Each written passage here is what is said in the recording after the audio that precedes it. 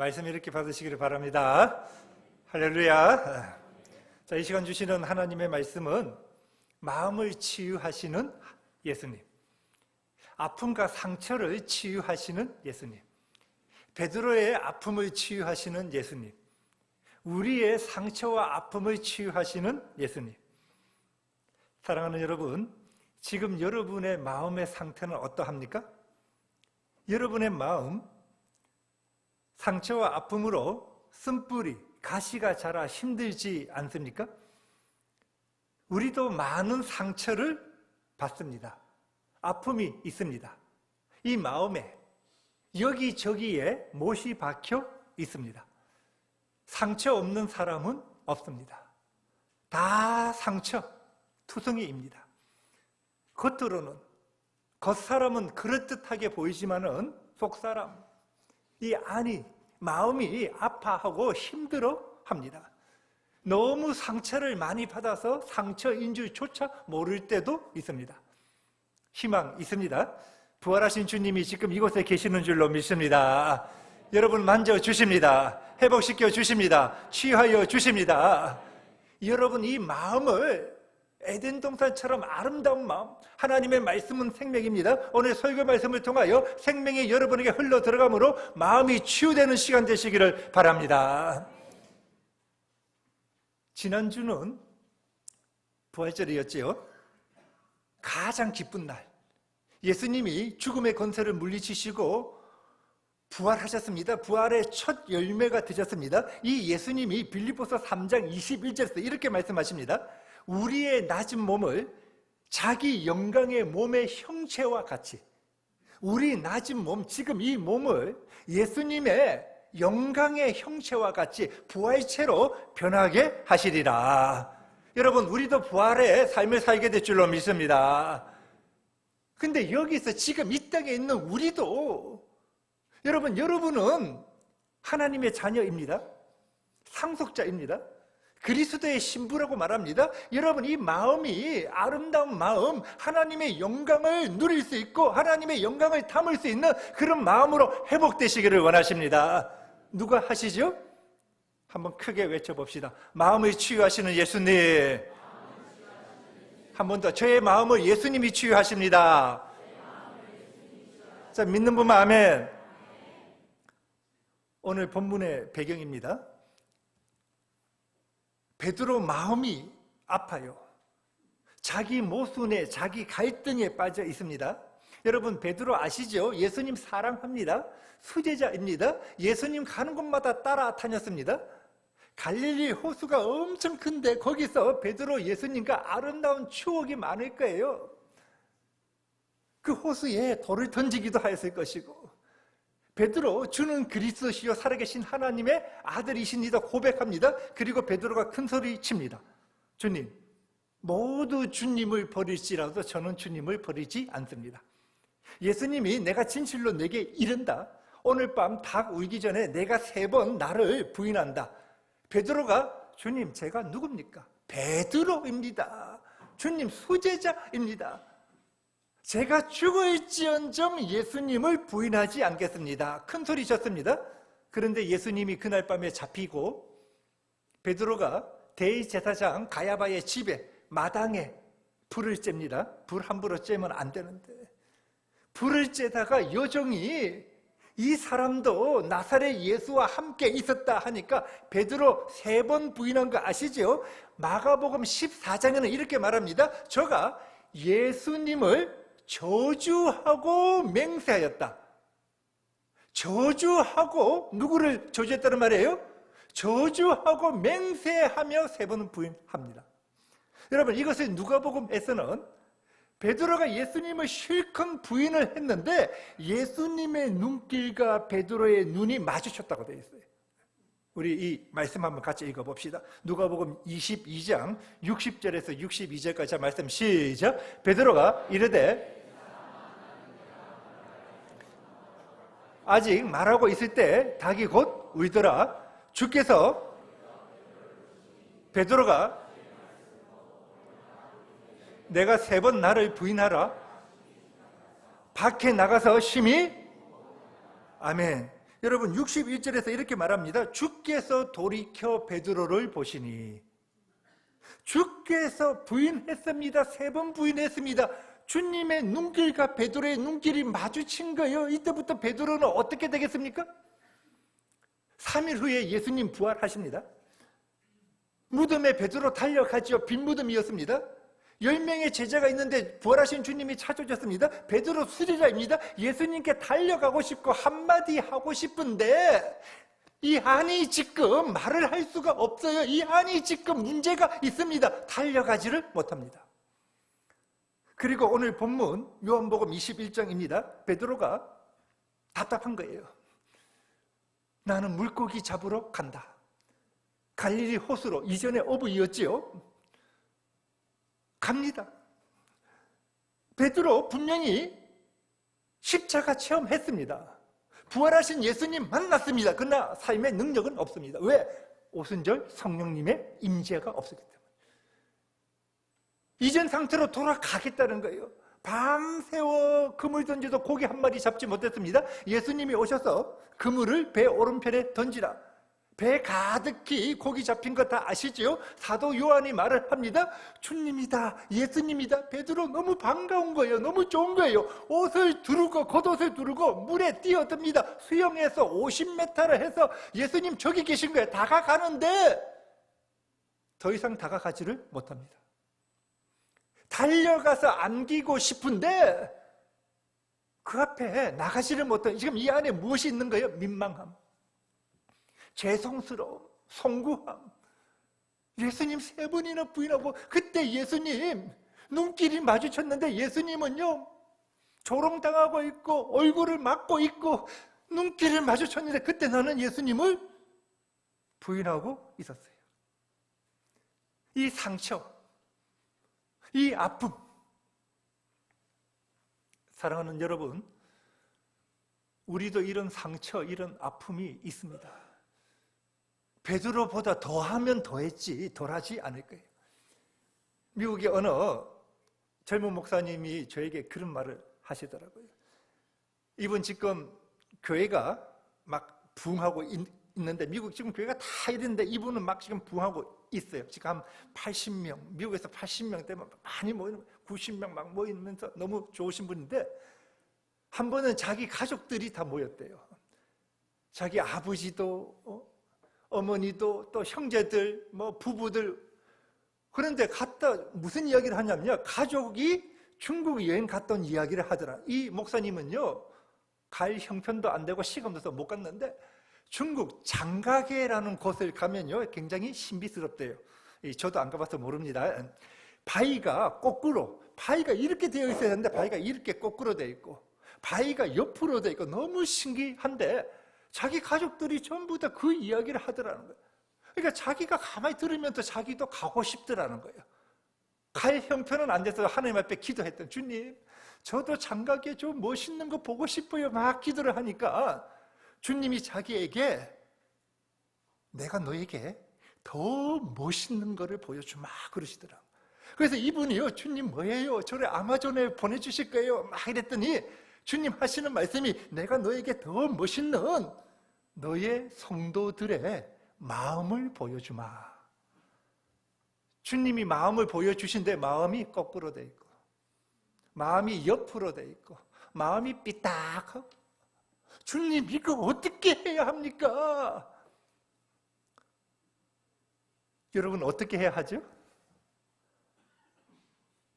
사랑하는 여러분, 하나님은 이 시간 여러분 마음을 만지시기를 원하십니다. 하나님 여러분 마음을 치유하시기를 원하십니다. 베드로만 상처로 신음하는 것이 아니라, 미국의 성도들만 상처로 신음하는 것이 아니라 우리도, 저와 여러분도 상처와 아픔으로 신음하고 있다는 거예요. 부자 아내와 결혼했습니다. 성공한 의사입니다. 그런데 툭 하면 아내를 폭행하는 거예요. 알고 보니 어릴 때 상처가 너무 심해서 열등감, 너무 가난했거든요. 그 열등감으로 그것만 터져 나오면 아내를 폭행하는 거예요. 인간은 직접 또는 간접적으로 경험되어진 모든 사건들과 기억들을 몸과 영혼 전체에 저장시키는 존재입니다. 다시 한번, 인간은 직접 또는 간접적으로 경험되어진 모든 사건들과 기억들을 몸과 영혼 전체에 저장시키는 존재입니다. 그러므로 바르게 처리되지 않은 과거는 현재의 삶에 나쁜 영향을 끼칩니다. 과거에 내가 충격받은 어떤 일이 있었습니다. 내 마음에 영향이 오지요. 씨앗이 떨어진 거예요. 이것이 가시덤불로 자라버립니다. 그러면 열매는 무엇입니까? 늘 염려합니다. 화를 잘 냅니다. 뭔가 작심해도 3일을 가지 못합니다. 여러분 잘 보세요. 손에 칼로 비었습니다. 상처 입었습니다. 이것이요, 잘 아물면, 잘 나오면요, 이전 피부보다 더 강해진다고 합니다. 그러나 이것이 아물지 아니하고 덧나면 고통 속에 살아가는 거예요. 마음도 마찬가지입니다. 다 상처 입어요. 상처 안 입는 사람이 어디 있습니까? 저도 상처를 많이 입고 여러분들도 상처를 입습니다. 이 상처가 치유가 잘 되어지면 예수님처럼 건강하게 살아갈 수 있는 거고, 이것이 덧나면 그 집안 난리 나버리죠. 상처 때문에. 여러분, 마음은 몸처럼 상처를 입을 수 있으며, 상처 입은 마음은 치유되지 않을 때 반드시 삶 속에 나쁜 열매들, 나쁜 결과가 오게 되어집니다. 생각해 보세요. 구덩이 속에 내가 빠져 있다고 생각해 보세요. 구덩이 속에. 큰 구덩이에 내가 빠져 있습니다. 여러분이 어떤 충격을 받으면, 상처를 받으면요, 여러분 자아의 일부가 구덩이 속에 갇히게 되어집니다. 그러면 그 갇힌 구덩이 안에서만 생각해지고 그 안에서 해석합니다. 그 안에서의 가치관이 생기게 되어집니다. 그 구덩이에서 벗어나기 전까지 객관적으로, 합리적으로 생각하기는 어렵습니다. 왜곡된 사고 틀 안에서 감정이 이렇게 나오니까 이 감정은 늘 고통스럽습니다. 빨간 안경을 끼면 항상 빨갛게 보이는 것처럼 늘 안 좋게 부정적인 생각이 나옵니다. 삶에 여러 부작용이 나옵니다. 이런 분들은요, 친밀한 관계 맺기가 어렵습니다. 사랑받을 줄도 모르고 사랑할 줄도 모릅니다. 귀신 들린 자의 첫 번째 특징은요, 사랑받을 줄을 모릅니다. 심한 열등감 있습니다. 두려움이 옵니다. 압박감 옵니다. 부정적인 사고입니다. 집착과 중독적 성향을 가집니다. 지속적 분노, 지속적 근심. 그래서 어느 분은 완벽주의로 나타나고요, 어느 분은요, 지나치게 다른 사람에게 신경을 많이 쓰고 쇼맨십. 신앙생활도 마찬가지입니다. 은혜는 받아요. 은혜는 받는데 부정적인 사고의 틀을 통과해야 되니까 늘 은혜를 빨리 소멸시켜버립니다. 늘 굴곡에 은혜 좀 받았다가. 여러분, 다 상처가 있는 거예요. 사랑하는 여러분, 이런 아픔과 상처를 치유할 수 있는 분이 계시죠. 그분의 이름이 만군의 여호와 예수 그리스도, 우리 하나님이신 줄로 믿습니다. 예수님은 치유자이십니다. 왜냐하면 예수님이 여러분을 만드셨기 때문입니다. 하나님이 여러분의 마음을 만드셨습니다. 자, 크게 한번 외칩시다. 예수님은 치유자이십니다. 아멘. 여호와 라파, 여러분 영과 혼과 육과 마음과 모든 것의 치유자는 예수 그리스도이신 줄로 믿습니다. 시편 139편에서는 하나님이요, 내가 너희들 다 안다는 거예요. 너희들 눕고 일어서고 너희들 세포 하나하나까지 내가 다 알고, 내가 너희들 DNA 하나하나까지 다 알아. 그러면서 13절과 14절에서 주님이 이렇게 말씀을 하시는 거예요. 자, 우리 한번 같이 크게 시작. 주께서 나의 모태에서 내가 주께 감사하오면 심히 주께서, 아멘. 주님이 다 아시는데 뭐라고 말을 하십니까? 여러분을 어떻게 만드셨대요? 심히 기묘하게 만들었다. 여러분, 이것을 개역 성경에는 이렇게 되어 있습니다. 신묘막측하게 만드셨습니다. 자, 옆 사람 한번 인사합시다. 당신은 신묘막측한 자입니다. 여러분, 신묘막측이에요. 신묘망측이 아니에요. 망측하게 만드신 것이 아니라 너무너무 신비롭게 만들었단 말이고, 너무너무 기묘하게 장자기하고는 비교가 되지 아니할 정도로 너무너무 아름답게 만드셨다는 거예요. 그래서 사람이 컨트롤할 수 없다는 거예요. 사람이 온전하게 고칠 수가 없다는 거예요. 여러분이 구덩이 안에 빠져 있어도 우리 하나님이 여러분 건져줄 수 있는 줄로 믿습니다. 여러분 고쳐주시는 분은 우리 주 예수 그리스도 뿐입니다. 그러면 어떻게 고치시는가? 오늘 본문에서 우리 예수님이 꼭 이 방법으로는 아니겠지만은 오늘 본문에서 대부분 이 방법인데, 예수님이 베드로를 어떻게 고치시는가? 베드로에게 찾아오셔서 요한의 아들 시몬아, 시몬은 베드로의 옛 이름입니다. 다정하게 이름 불러주세요. 순수할 때의 이름, 너 시몬이었지. 우리 다시 그때로 돌아가자는 거예요. 다정하게 이름을 부르시면서 한 가지 말씀하십니다. 내가 나를 사랑하느냐? 나를 사랑하니? 여러분, 예수님은 베드로에게 너 왜 3번이나 나를 부인했어? 이런 말 하지 아니합니다. 사람들은요 교묘하게 지적질을 잘 하는데 우리 예수님 그러지 아니합니다. 한 가지만 물으십니다. 내가 나를 사랑하느냐? 여러분, 예수님이 왜 사랑하느냐 이거 물으십니까? 지금 베드로는 예수님 품에 안겨서 엉엉 울면요 속이 시원하고 안아주면 끝일 것 같은데 예수님 그렇게 안 합니다. 내가 나를 사랑하느냐? 베드로가 주여, 내가 주님을 사랑하시는 줄 주님 다 아시잖아요. 주님 또 물으십니다. 내가 나를 사랑하느냐? 주님, 내가 주님을 사랑하는 줄 주님 아시잖아요. 예수님 또 물으십니다. 내가 나를 사랑하느냐? 3번째 베드로가 근심이 되었다 합니다. 주님 모든 것을 아시오니 내가 주님을 사랑하는 줄 주님 다 아시잖아요. 여러분, 예수님 왜 계속해서 사랑하느냐 물으시는 거예요? 저도 이것 때문에 주님 앞에 묵상하고 이 답을 알아야 합니다. 왜 사랑하냐 물으시냐 하면 사랑하면 닮기 때문입니다. 여러분, 사랑하면요 진정 사랑하면 닮습니다. 한번 따라 합시다. 사랑하면 닮습니다. 부부 오래 살아도 닮지요. 그래서 어느 목사님은 이런 말까지 합니다. 예수 믿고 30년이 되었으면 예수님 닮아야 한다. 예수로 살아야 한다. 진정 사랑하면 닮아요. 예수님 한번 보세요. 모든 아픔을 다 당하셨습니다. 여러분, 제자가 예수님 팝니다. 예수님 십자가에서 남자 제자들 다 도망가 버립니다. 예수님 호산나 호산나 다윗의 자손이여 당신은 왕입니다 하는 무리들,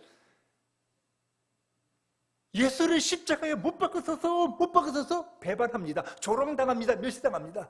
예수님 항상 하나님을 아버지, 아빠 불렀는데 십자가에서 그 아픔 가운데서도 하나님 외면해 버리십니다. 하나님을 하나님이라고 부르지 아빠로 부르지를 못합니다. 하나님 말씀하십니다.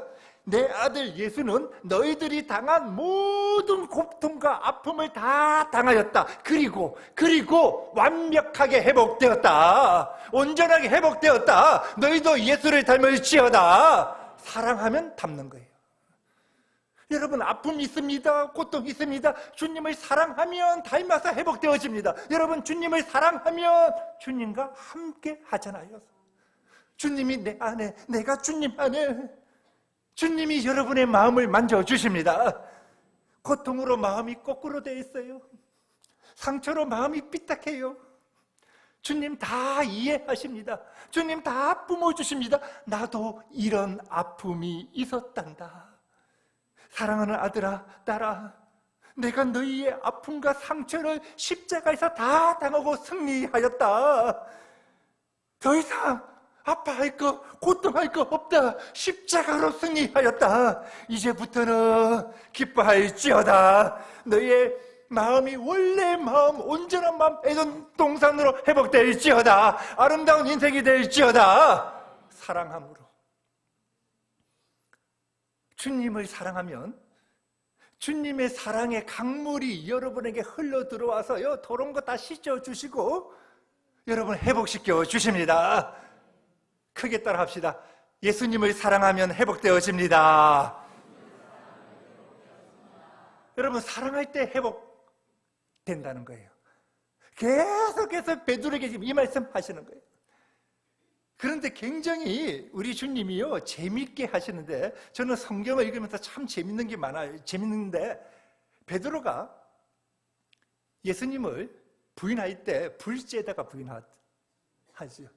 불을 쬐다가 3번 부인을 하는데, 예수님 불에는 불이에요. 예수님 불 피워 놓으신 거예요. 숯불 피워 놓고 생선과 떡을 구워 주시고 아침 먹인 후에 그 불에서 베드로에게 말하는 거예요. 너 나 3번 부인했지? 3번 사랑 고백해다오. 여러분, 우리가 트라우마라는 말을 쓰지 않습니까? 내가 상처 입은 것에 대해서는 피하려고 일합니다. 그런데 주님 그렇게 살지 말라는 거예요. 너희들 상처 사랑으로 치유될 수 있다. 피하지 말고 나의 사랑으로 온전하게 회복될지어다. 여러분, 회복되시기를 바랍니다.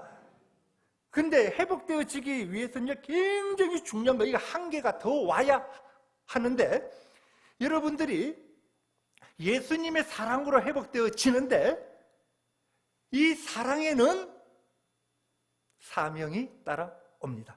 한번 따라합시다. 회복에는 사명이 따라옵니다. 한 번 더, 사랑에도 사명이 따라옵니다.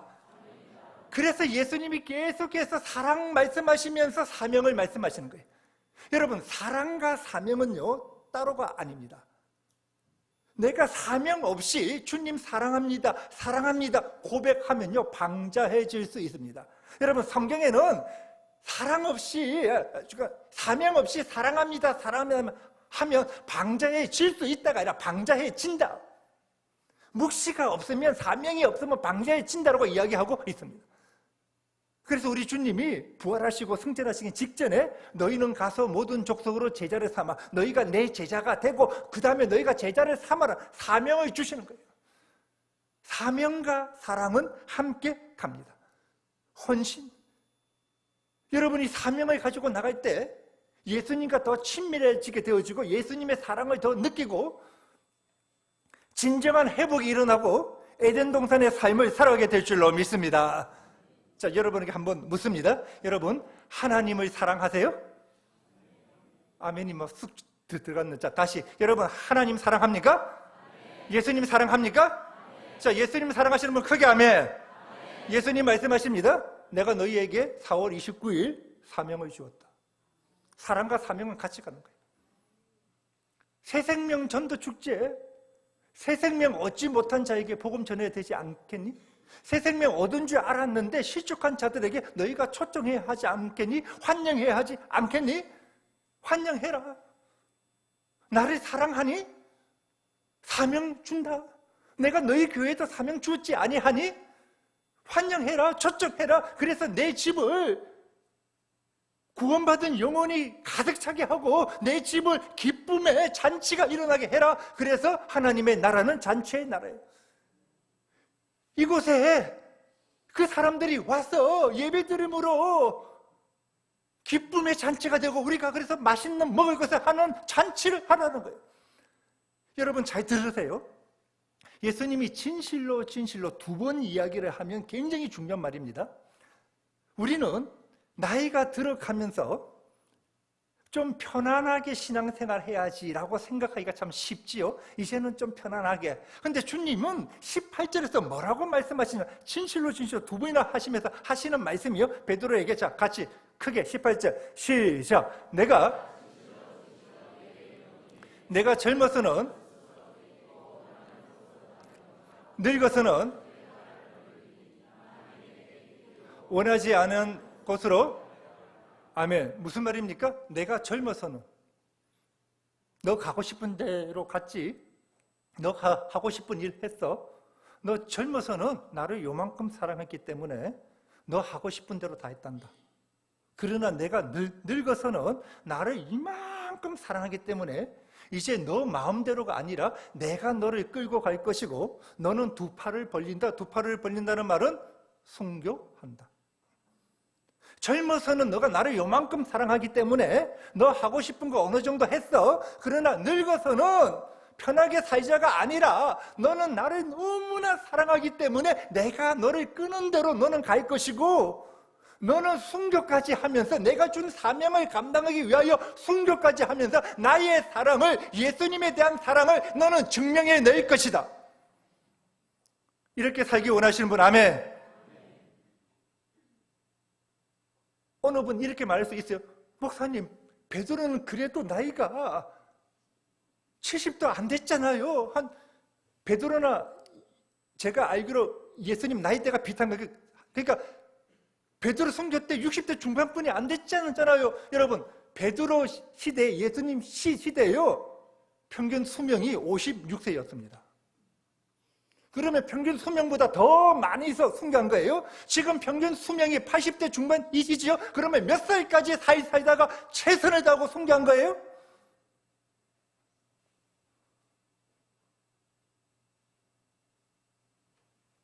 저 솔직히 나승한 장로님 존경해요.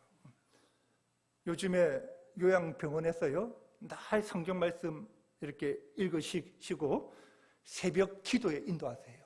환자들에게. 아직 90 안 되셨거든요.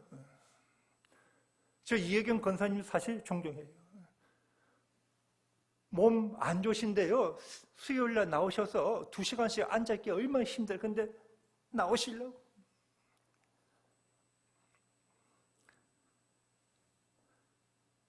이 말씀대로 베드로는 주님을 너무 사랑함으로 초기 교회를 이끌어갑니다. 본도, 갈라디아, 갑바도니아, 아시아, 비두니아 등에 순회하면서 교회를 세우고 복음을 전하다가 여러분 말년에 로마를 복음 전하러 들어갑니다.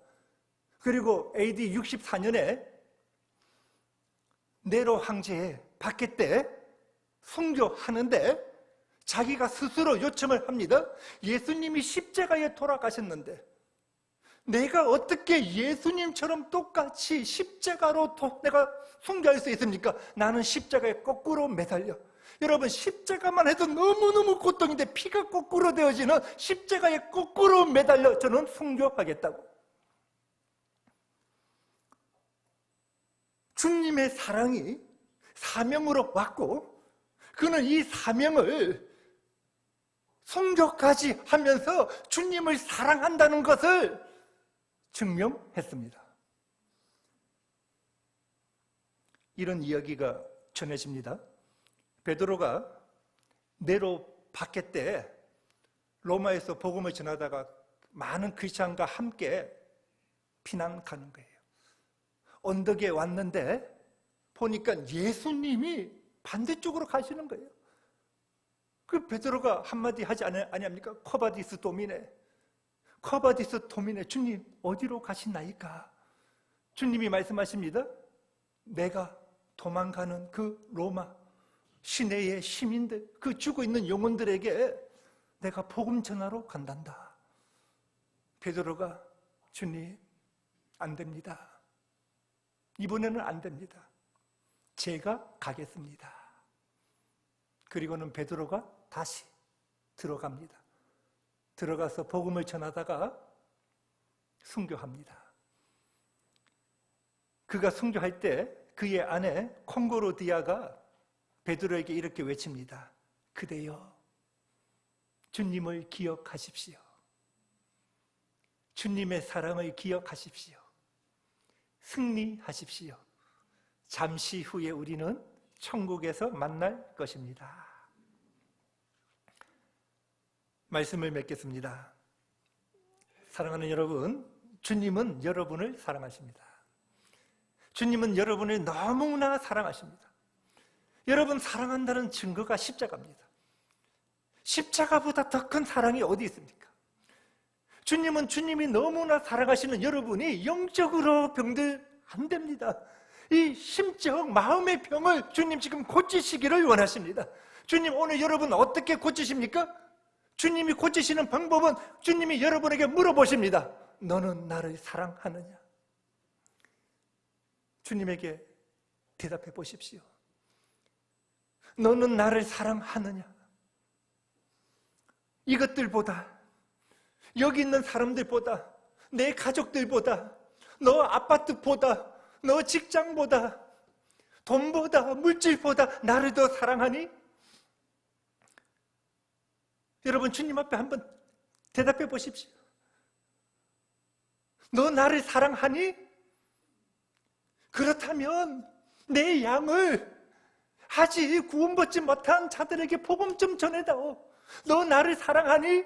그러면 너희 가족, 친척들 중에 아직 나를 믿지 아니한 자 많이 있잖아. 내 양을 좀 먹여다오. 너 나를 사랑하니? 그렇다면 너 이웃들, 너 직장에 나를 믿지 않는 자들 많이 있잖아. 그들을 먹여다오. 복음을 전해다오. 사랑에는 사명이 따라오고 이 사명을 감당할 때 온전히 회복되어지는 것입니다. 주님 19절에서 베드로에게 나를 따르라, 나를 따르라 명령하십니다. 더 이상 아파하지 말고, 더 이상 고통받지 말고 사랑으로, 사명으로 나를 따르라. 내가 너를 인도하고 보호하고 책임져 준다. 주님 여러분에게 나를 따르라고 명령하십니다. 더 이상 아파하지 말고, 더 이상 고통받지 말고 사랑으로, 사명으로 나를 따르라. 내가 너희를 책임진다, 보호한다, 인도한다. 자, 주님 따르실 분만 아멘. 사랑하는 여러분, 주님 따르십시오. 주님 따르는 자에게 주시는, 베드로 시대에는 순교의 시대였다면 지금 여러분은 순교의 시대가 아닙니다.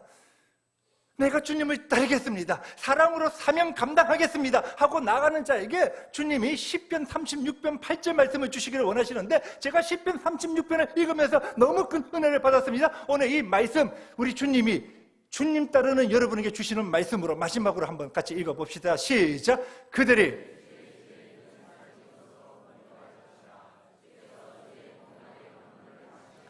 아멘. 여러분 잘 보세요. 주의 집에 있는 살찐 것은요, 짐승의 기름을 말하는 거예요. 부스러기를 말하는 거 아니에요. 가장 좋은 거, 주의 집에 있는 가장 좋은 것으로 내가 너를 풍족하게 해주마. 주의 복락만 해도 어마어마한데 복락의 강물이라고 표현하고 있어요. 이 복락은 한마디로 에덴이에요.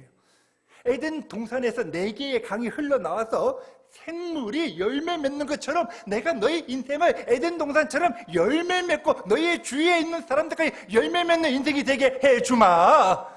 두려워하지 마십시오. 저는 이 말씀을 믿습니다. 여러분, 주님을 사랑하십시오. 주님 여러분에게 물어보십니다. 주님 사랑합니다. 여러분에게 사명 주십니다. 우리 교회에 사명 주시면, 주님 제가 감당해 보겠습니다. 나갈 때 좋은 것, 주의 복락의 강물이 여러분 위에 넘쳐 흐르게 될 줄로 믿습니다. 에덴 동산의 삶을 누리는 성도가 되는 것, 여러분을 향한 하나님의 뜻입니다.